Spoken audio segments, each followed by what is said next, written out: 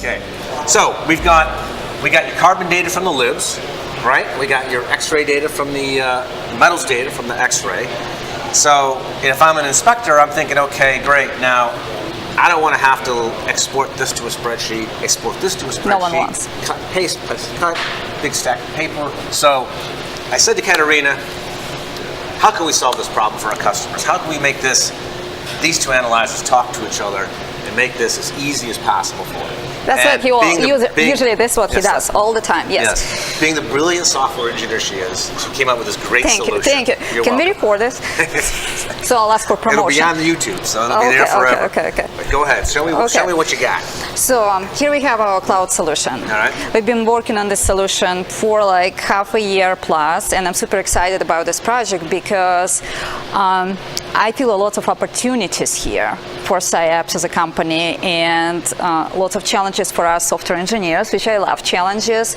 And what we do data aggregation in the cloud. We store customers' data in the cloud in a very secure way and solution. Our servers are running on AWS that provides us high performance and unlimited data storage. So we prepared a couple tests taken from NGX and NGL. We see them in one list in our web console, cloud console, that you need to log in username and password. And we also implemented a feature, it was his idea, to merge automatically data from NGX and NGL. I see. Yes, and how we do it by sample ID. We also can do it by a test number, but in this particular example, it's going to be by sample ID. So you could see automatic merge was done, and we see first test. Yes. So there's an 41 test. was merged with 128. Carbon test 128. Here's your full chemistry. Yes, and you could switch and you could see which data was collected from NGL, carbon silicon, and what is coming from NGX. And this is what results into merging. I see. Calls it an L grade because carbon is less than 03. And so you get your metals chemistry on 316 from your X-ray. You get your carbon, puts them all together automatically. That's great. And then you got another test here. Okay, there's a 304. He sounds like a professor. I know what it is. Okay, yeah. That's far from it. So, all right, good. What else you got there? What's that third test all about? Yeah, this one. Okay. So I see carbon equivalents and residuals. Yes. All right, so same story. You get your metals data, you get your carbon data from the libs, and then you get your carbon, your silicon from the libs, all the other elements from the X-ray. Yeah, and you could see what came from the libs because we have the Z logo, right? You know for sure that is coming from the libs. And then it automatically calculates and your carbon automatically calculates, and Very good. Based on the equation you gave to us. Yeah, so that is good. And this is number 4. And number 4 resulted into no match. Sometimes it happens. You know, when automatic merge does it, you know, like maybe the test was not good, you know, sometimes, you know. So the carbon number there is almost 0.6%, which is unusually high. So maybe that was just a bad burn. Maybe they didn't grind it well enough, whatever. So the operator in that case, because it's automatically done this, what happens now? So the operator says, geez, that was a bad test. I should have merged the X-ray with the next test. So what do you do in that case? Actually, that's what he asked me to solve. So, what if I want to manually change the merge? That's exactly what we implemented. Well, I make a lot of mistakes, right? So I have to be able to do this. No, I mean, it was not that trivial, you know, like because automatic merge happens, right? And then you kind of need to unlink and relink again. So what we decided to do, here is the icon of breaking the link. You click on this, right? So this test is gone with the link, right? You click on it again. And here, what you could do, you could either type a test number that you want to link with, or just tap on it, like this. I see. You know, you may have multiple of tests. You may have hundreds of tests in the same view in automatic merge. So there are 2 options. Either you could just manually type the test number that you want to merge with, or if it's close enough, like here, you could just tap on it. And I think it looks good, right? See, it resulted to... So yeah, and this was I like this one because it was for residuals. So it uses the metals data, and I see 0.069. So it's summing up nickel and copper only, because from the libs it knew carbon was less than 0.18, so it could drop chromium from that. So it just calculates the residuals from copper and nickel. It's like foreign Right. language for me, right? All this chemistry.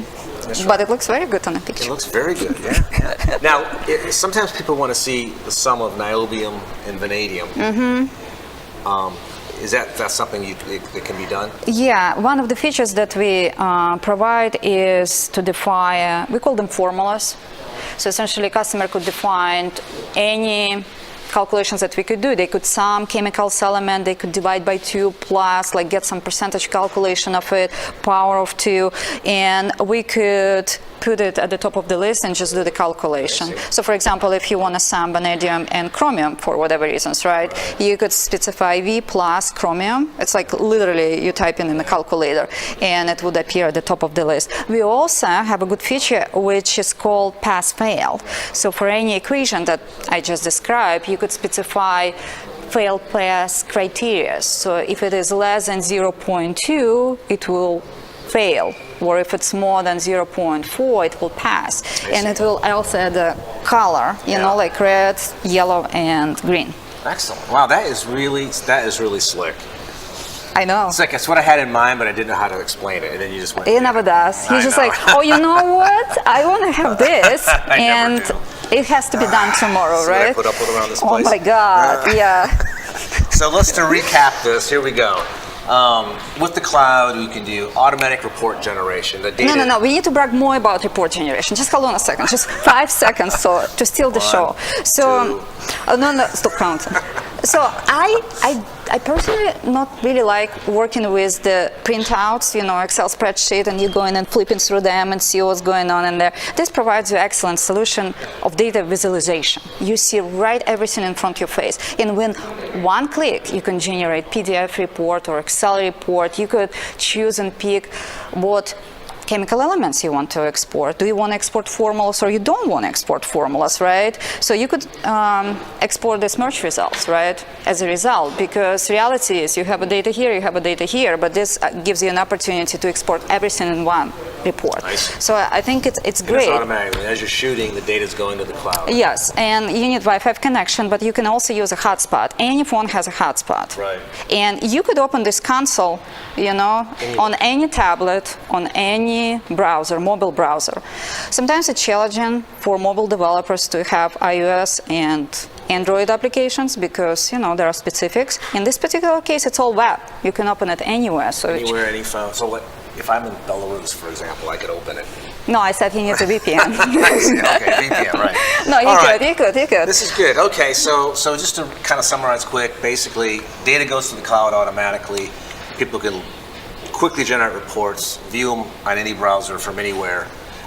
If they have data for XRF and libs, they can merge it together automatically.